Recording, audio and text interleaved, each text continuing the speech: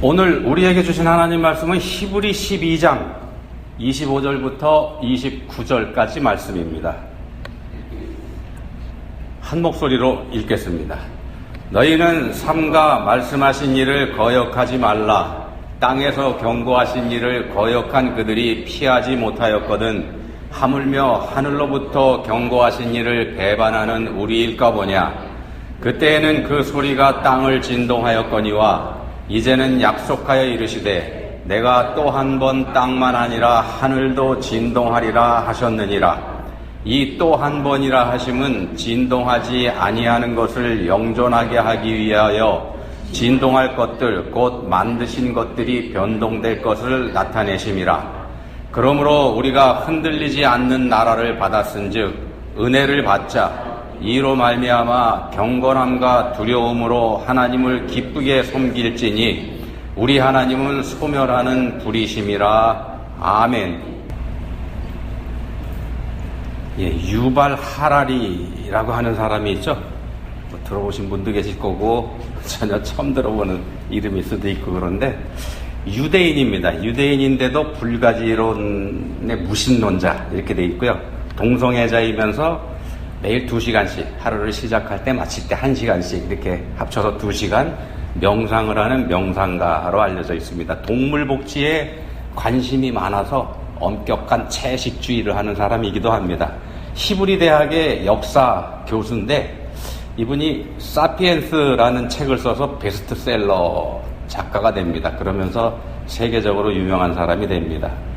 사피엔스라는 제목입니다. 지금까지 호모 사피엔스, 인간을 얘기하는 거죠. 호모 사피엔스가 짐승 수준의 생존 투쟁에서 인류를 건져 올렸다. 진화론적 관점입니다. 이렇게 얘기를 하면서 앞으로는 과학기술로 무장한 호모 데우스, 호모 사피엔스가 아니고 호모 데우스라는 일종의 신인류가 등장할 거다. 이런 주장을 합니다. 어떤 거냐면은 AI, 그러니까 인공지능으로 무장한 인간입니다. 인공지능을 아마 삽입을 하는 모양입니다. 그렇게 하면은 이게 사람인지 로봇인지 그건 잘 모르겠습니다만 아무튼 그런 신인류가 나타나게 될 거다. 이런 얘기를 이 사람이 합니다. 이 호모데우스의 중요한 과제가 뭐냐 하면은요, 죽음을 극복하는 겁니다. 죽음을 극복하는 거. 21세기의 인간은 불멸에 진지하게 도전할 거다. 불멸에 진지하게 도전할 거다. 불멸이라 그러면은 죽음을 이겨야 되는 거지 않습니까? 죽음하고 전면전을 치를 것이라고 하면서 죽음과의 전쟁은 다가오는 시대의 주력 산업이 될 거다. 이런 얘기를 합니다, 이분이. 그러면서 이런 말도 합니다. 번영, 건강, 평화를 얻은 인류의 다음 목표는 불멸, 행복, 신성, 신입니다. 신성이 될 거다. 굶주림, 질병, 폭력으로 인한 사망률을 줄인 다음에 할 일은 노화와 죽음, 그 자체를 극복하는 거다. 쉽게 말씀드리면은요, 인류가 발달을 하면서 자기 능력으로 죽음을 극복할 수 있게 될 거다. 이 얘기를 하는 겁니다. 그러니까 과학기술이 발달하면서 그 과학기술의 발달로 그게 가능하다는 얘기를 합니다. 죽음의 최후라는 말까지 이 사람이 합니다. 죽음이 죽을 거다. 죽음은 그래서 형이상학적인 신비도 아니고 죽음에서 인생의 의미가 나오는 것도 아니다. 죽음 때문에 인류의 철학이 발전하지 않습니까? 그거 아니라는 겁니다. 그거 아니고 죽음을 극복한 인류는 불멸의 존재, 그러니까 신이 될 거다. 이런 얘기를 합니다. 그래서 호모 데우스입니다. 호모 사피엔스가 아니고 호모 데우스. 데우스가 신, 하나님 그런 뜻이지 않습니까? 어떻게 들으셨나 모르겠습니다. 우리가 살펴보는 본문이 히브리서인데 히브리서는 기독교로 개종한 유대인들에게 쓴 편지죠. 독자가 유대인들입니다. 기독교로 개종한 유대인들. 다시 오신다고 하신 예수님을 기다리다 지친 사람들이 나타납니다. 예수님께서 재림하신다고 하셨는데 재림은 이루어지지 않고 그리고 유대교에서는 이 예수 그리스도를 구주로 믿는 기독교를 이단으로 정죄하는 그런 분위기에서 유대 사회로부터 따돌림 당하면서 사는 일, 이게 결코 쉽지 않기 때문에 흔들리는 겁니다. 예수 믿는 사람들이, 예수 믿게 된 유대인들이. 그런 환경 속에서 유대인 크리스천들이 다시 유대교로 되돌아가려고 하는 유혹을 강하게 받고 있을 때 유대교로 되돌아간다는 거, 그러니까 예수 그리스도를 포기한다는 그게 뭘 뜻하는지 여기에 대해서 설명하고 경고하는 말씀이 쓰인 책이 바로 히브리서입니다. 이 히브리서의 핵심 주제는 기독론입니다. 기독론. 예수 그리스도는 하나님의 아들로서 하늘의 영광된 모든 권리를 다 포기하시고 우리하고 똑같은 인간으로 우리에게 오셔서 하나님과 우리 사이를 중재하신 대제사장으로서 우리를 하나님께로 인도하시는 역할을 하시는 분이다. 이게 핵심 주제입니다. 히브리서에. 자, 그래서 구원의 길은 오직 하나, 예수 그리스도를 믿는 것밖에 없다. 이런 말씀을 하는 겁니다. 창조주 하나님과 그분에게 반역을 저지른 인간 사이에, 그래서 이제 원수 관계가 된 그런 하나님과 인간 사이에 그 관계를 회복하는 것, 이건 오직 철저한 순종으로 죄 문제를 해결하신 예수 그리스도, 우리 주님을 믿는 길밖에 다른 길 없다. 이게 히브리서의 메시지입니다. 그리고 이제 부차적으로 또 하는 말씀, 이제 신앙에 대해서도 말씀하죠. 믿음이 뭔지. 히브리 11장이 믿음장이라고 되어 있지 않습니까? 거기서 믿음에 대해서 말씀합니다. 그리고 그거에 의해서 마지막이라고 할 수 있는데, 믿는 사람은 어떻게 살아야 되는가? 이 말씀도 합니다. 우리가 살펴보는 본문이 히브리 12장인데 믿음장 다음에 있느냐? 믿음이 뭔지 얘기하고, 그리고 12장에서 믿는 사람은 어떻게 살아야 되는가? 이 말씀을 합니다. 11장에서는 믿음이란 게 뭐냐? 기다림이다. 이렇게 말씀한다고 먼저 말씀드렸습니다. 믿음이라고 하는 건 기다리는 거다. 이런 말씀을 했는데 12장에 들어와서는요, 그리스도인의 삶은 예수를 바라보는 삶이어야 된다. 이 말씀을 합니다. 예수를 바라보자. 자, 흔들리지 않는 믿음, 이걸 말씀하는 겁니다. 흔들리지 않는 믿음. 방법은 예수를 바라보는 것, 예수님 바라보는 것, 예수님 바라볼 때 흔들리지 않는 믿음을 가질 수 있다. 이 말씀합니다. 본문에서는요, 예수 그리스도를 바라보면서 사는 방법을 또 말씀하는데, 본문 25절에 보시면은 너희는 삼가 말씀하신 일을 거역하지 말라. 이런 말씀을 하고요. 너희는 삼가 말씀하신 일을 거역하지 말라. 28절에 보시면은 이미 우리가 흔들리지 않는 나라를 받았다. 우리가 흔들리지 않는 나라를 받았은즉, 이렇게 말씀하죠. 이런 말씀을 합니다. 이게 무슨 뜻인지 오늘 한번 생각해 보겠습니다. 베드로전서에 가서 보시면요, 베드로전서 3장 20절에서 이런 말씀을 합니다. 그들은 전에 노아의 날 방주를 준비할 동안 하나님이 오래 참고 기다리실 때에 복종하지 아니하던 자들이라.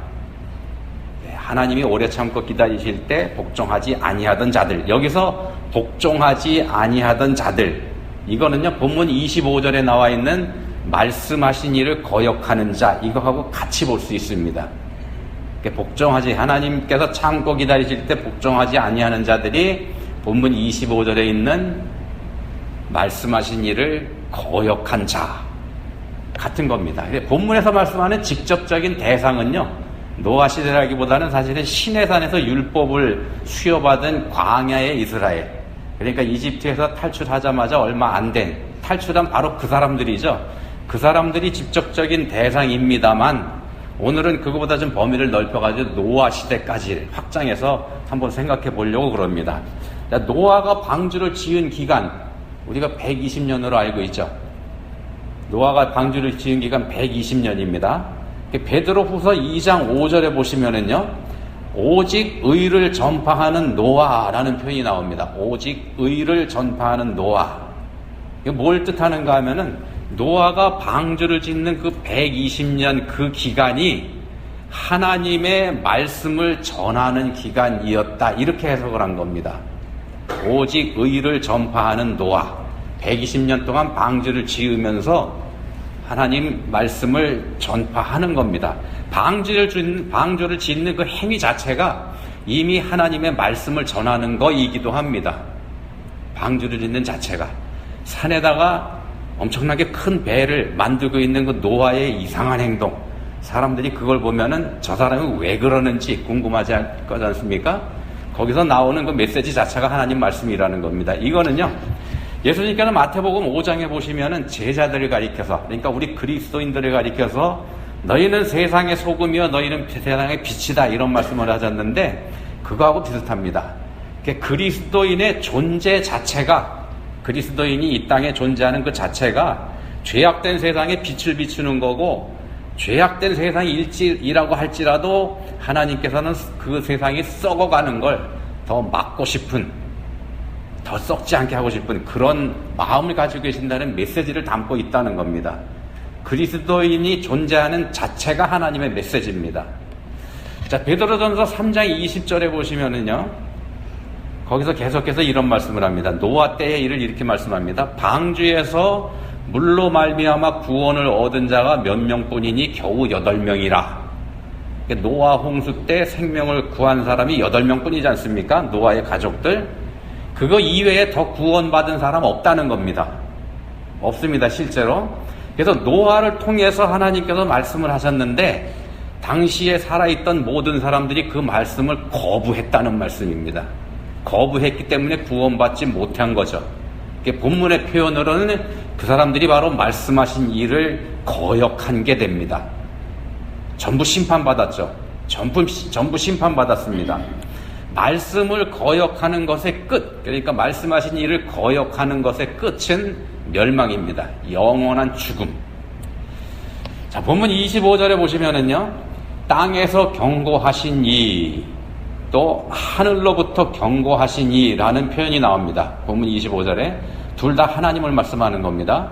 여기서 땅에서 하늘로부터라는 말씀이 나오는데 25절의 이 말씀은 26절에 있는 그때 그리고 이제라는 말씀하고 이게 연결이 됩니다. 그래서 그때에는 땅에서 경고하셨고 이제는 하늘로부터 경고하신다, 이 말씀입니다. 그때에는 땅에서 경고하셨고 이제는 하늘로부터 경고하신다. 모세 때에는 시내산에 하나님께서 직접 강림하셔서 말씀하셨죠. 모세를 통해서 말씀하셨고요.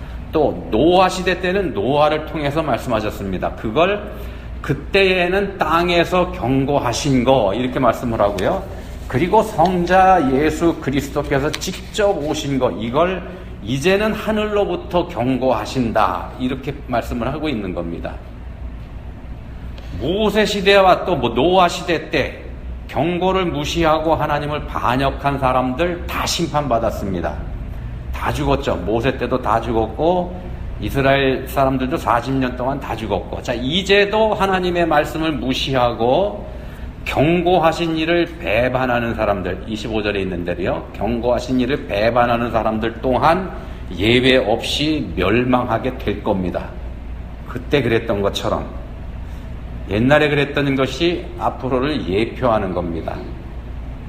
유대인 크리스천들이 예수 그리스도를 버리고 유대교로 되돌아가는 거, 이게 하나님을 배반하는 거다, 이런 말씀을 하고 있는 겁니다. 유대인으로서 예수 그리스도를, 예수님을 그리스도로 믿게 된 사람들이 예수님을 버리고 다시 유대교로 돌아가는 것, 이건 하나님을 배신하는 행위입니다.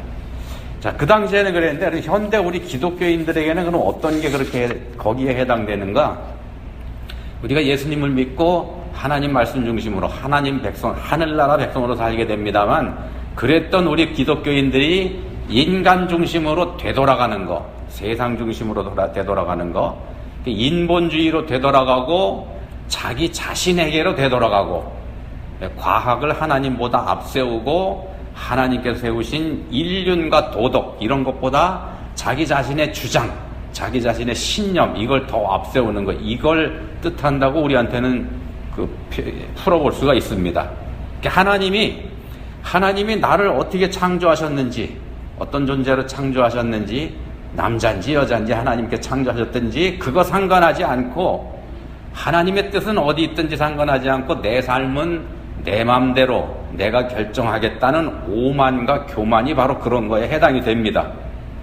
자, 인간이 벗을 수 없는 죽음의 심판, 인간이 결코 벗을 수 없는 겁니다. 결코 벗을 수 없는 죽음의 심판을 인간의 능력으로 얼마든지 극복할 수 있다는 착각이 바로 이 교만에서 나오게 됩니다.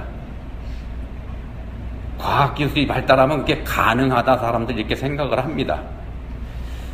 그게 교만에서 나온단 말씀입니다. 오직 십자가에 달리신 예수님으로만 죽음을 극복할 수 있다는 하나님 말씀을 조롱하는 게 되고요. 또 그렇게 말씀하고 경고하신 일을 배반하는 행위가 되는 그런 생각들이라는 말씀입니다. 이런 게 전부 다.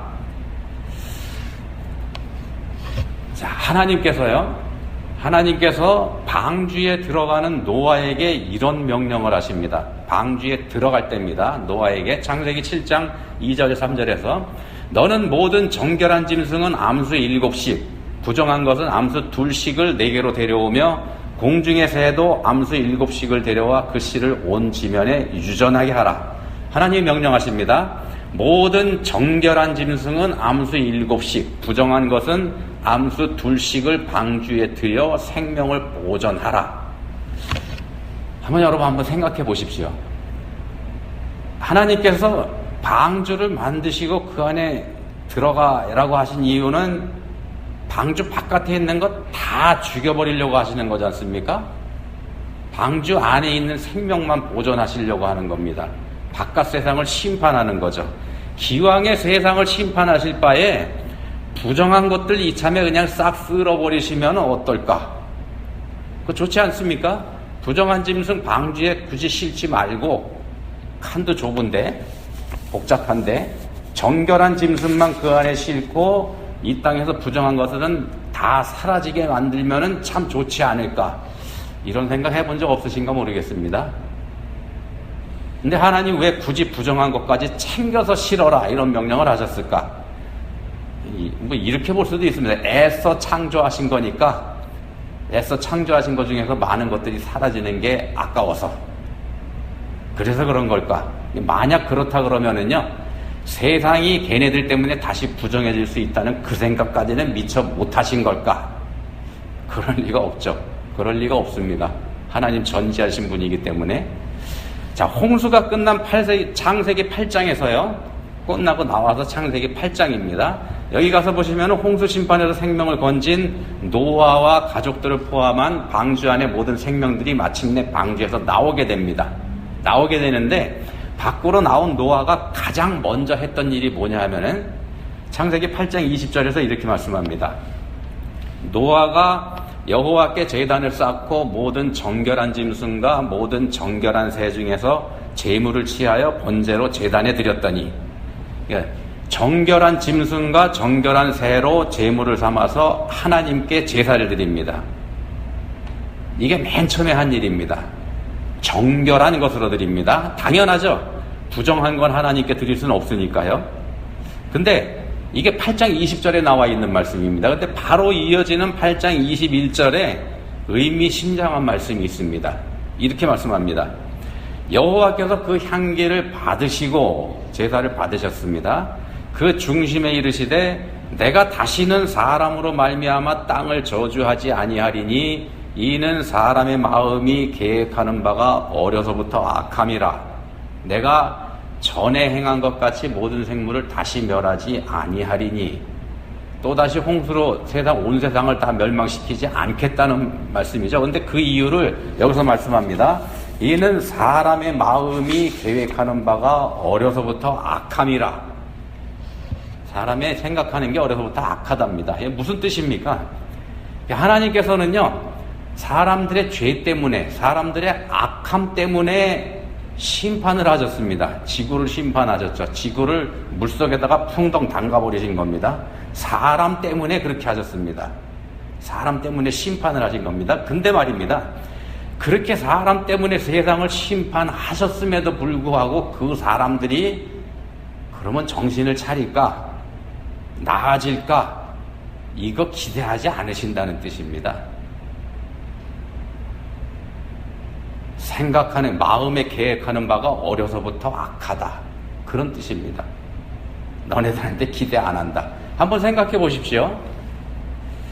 사람은 부정한 존재입니까? 정결한 존재입니까? 방주 안에 부정한 짐승, 정결한 짐승 다 집어넣지 않습니까? 사람은 그럼 그 중에 어느 축에 들어갈까요? 방주 안에서 나온 후에 노아는요, 정결한 것 중에서 제물을 취해서 드렸습니다. 정결한 것 중에서 제물을 취해서 드렸다는 얘기는 이건 무슨 뜻이냐면요, 정결한 짐승이 부정한 애들을 대신해서 죽었다는 뜻입니다. 그 안에 들어가 있던 애들도 사실은 다 심판받아서 죽었어야 되는데 살려주시는 겁니다. 살려주시는데 대신 정결한 애들, 깨끗한 애들을 생명으로 대신 받으신 겁니다. 노아가 제사를 드렸을 때 하나님께서 받으셨지 않습니까? 사람은 정결하지 않다는 뜻입니다. 사람 때문에 세상 심판하셨지 않습니까? 노아와 가족들이 심판받아서 멸망한 다른 사람들보다 그럼 더 정결한 사람들일까? 방주 바깥에서 망한 사람들보다 방주 안에서 구원받은 노아의 가족들이 더 깨끗한가? 아니라는 겁니다. 아닙니다. 노아가 술에 취해서 저지른 망령된 행동, 그리고 그런 행동을 조롱한 아들 함, 이 행동을 보면은요, 똑같은 사람들입니다. 심판받아서 멸망한 사람이나. 노아와 그 가족들도 그때 심판받아 멸망했어도 할 말 없는 사람들이라는 겁니다. 다 똑같습니다. 그래서 창세기 6장 8절은 이런 말씀을 합니다. 창세기 6장 8절, 그러나 노아는 여호와께 은혜를 입었더라. 우리가 살 수 있는 유일한 방법은요, 우리가 살 수 있는 유일한 방법은 사실은 하나님께 은혜를 입는 것, 그것뿐입니다. 하나님께서 우리한테 은혜를 베풀어 주시는 것, 그 은혜가 바로 예수 그리스도이십니다. 예수 그리스도를 믿는 것만이, 예수 그리스도를 믿는 게 그거 자체가 하나님의 은혜를 입는 길입니다. 부정한 우리가, 더럽고 추한 우리가 정결하고 흠이 전혀 없으신 예수 그리스도의 죽으심으로 생명을 얻게 될 것, 이걸 하나님께서는 노아의 방주를 통해서 이미 오래전에 말씀을 하신 겁니다. 그리고 지금도 말씀하고 계십니다. 그 하나님을 거역하지 말라. 본문 26절에서 말씀합니다. 본문 26절입니다. 내가 또 한 번 땅만 아니라 하늘도 진동하리라. 내가 또 한 번 땅만 아니라 하늘도 진동하리라. 그러니까 옛날과 같은 심판이 한 번 더 있을 걸 말씀하시는 거죠. 세상은 한 번 더, 하나님께서 말씀하신 대로 홍수 심판은 아닙니다만 세상은 한 번 더 하나님의 심판 아래에 놓일 겁니다. 오래 참고 기다리시는 하나님께서 마침내 그 인내, 참고 기다리시는 걸 거두시고 세상을 심판하실 때가 온다는 말씀입니다. 베드로후서 3장에서 무시무시한 말씀을 하죠. 베드로후서 3장 7절, 이제 하늘과 땅은 그 동일한 말씀으로 불사르기 위하여 보호하신 바 되어 경건하지 아니한 사람들의 심판과 멸망의 날까지 보존하여 두신 것이니라. 잠깐 유보하여 두셨다, 이 얘기죠. 같은 베드로후서 3장 12절에서는 이렇게 말씀합니다. 하나님의 날이 임하기를 바라보고 간절히 사모하라. 그날에 하늘이 불에 타서 풀어지고 물질이 뜨거운 불에 녹아지려니와.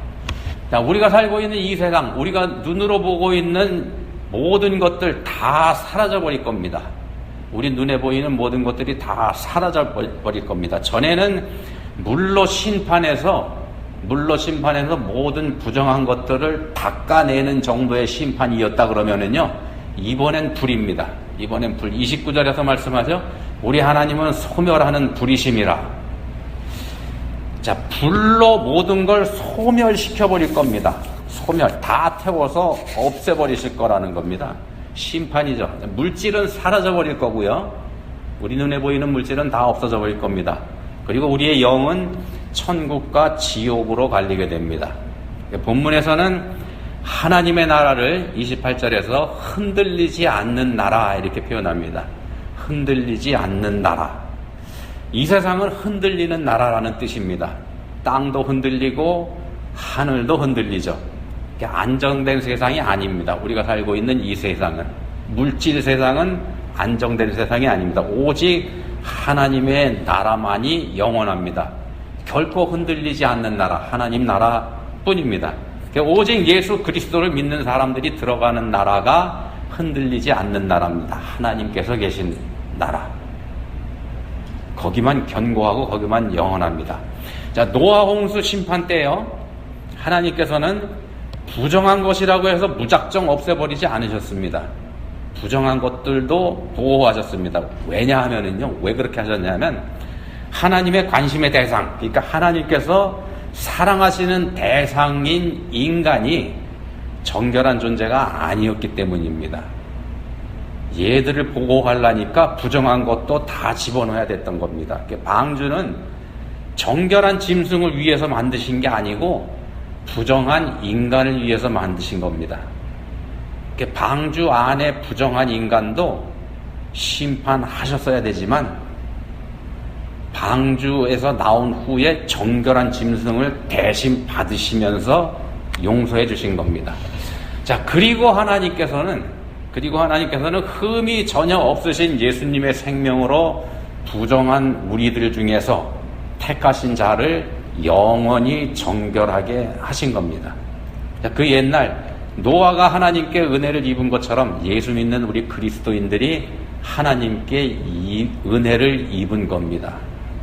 자, 그런 우리에게 본문 28절에서 말씀합니다. 은혜를 받자. 은혜를 받자. 은혜는 우리가 이미 받았다고 앞에서 말씀드렸습니다. 은혜 받았기에 구원받았죠. 새 생명을 약속받았습니다. 그런데도 말씀합니다. 은혜를 받자. 이걸 번역본에 따라서는요, 이렇게도 번역을 합니다. 은혜를 받자를 감사를 드립시다. 둘 다 가능한 번역입니다. 같은 얘기입니다. 그래서 우리 은혜 입은 자들의 역할이 바로 그거라는 겁니다. 우리의 마음, 우리의 말, 우리의 생활, 우리의 호흡까지 하나님께서 주셨죠. 하나님께서 주신 모든 것에 감사하는 것. 그게 우리 은혜 입은 자들의 역할입니다. 우리에게 주신 은혜를 우리가 받아 누리는 것이기도 합니다. 우리는 믿음이 좋은지 나쁜지, 믿음이 큰지 작은지 이런 얘기하죠. 근데 믿음이 좋은지 그렇지 않은지, 이건 신앙생활을 얼마나 했는지 이걸로 가름되는 게 아닙니다. 신앙생활 오래 했다고 신앙 좋은 거 아니고요. 신앙생활 이제 막 시작했다고 해서 믿음이 별로인 거, 그런 거 아닙니다. 연수가 아니고 뭘로 측정을 할 수 있느냐면은 감사의 깊이입니다. 감사의 깊이. 믿음의 밑바닥에 얼마나 깊은 감사가 있는지 그걸로 판단할 수 있습니다. 신앙생활 오래 했다고 해서 주님의 사랑의 깊이를 알 수 있는 거 아니라는 말씀입니다. 감사하는 생활이 신앙의 실력입니다. 감사는 말씀에 순종할 때 할 수 있습니다. 기도하시겠습니다.